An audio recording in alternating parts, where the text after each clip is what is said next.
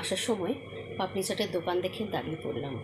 তো অনেক দিন বাদেই খাবো, দেখে তো ভীষণ ভালো লাগছে, আর লোভ সামলাতে পারলাম না, তো দাঁড়িয়েই পড়লাম। তো এখানে নিরামিষ বানাচ্ছিল, একদম পেঁয়াজ ছাড়া।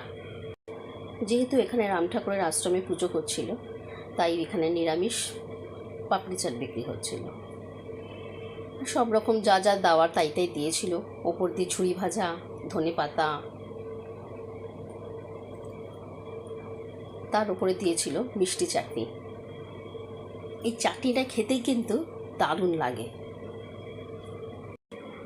তবে আমি পাপড়ি চাট ভীষণ ভালো খাই, তাই আমার কাছে আরও দারুণ লাগে। এখন তো আমরা এই পাপড়ি চাট খাচ্ছি যাদবপুরের রাম ঠাকুর আশ্রমের সামনে থেকে, কিন্তু এই কাকুর দোকান কিন্তু গাঙ্গুলি বাগানে বিগ বাজারের সামনে উনি বসেন। খুব ভালো বানিয়েছেন এই পাপড়ি চাটটা, আমার তো খেয়ে দারুণ লাগলো।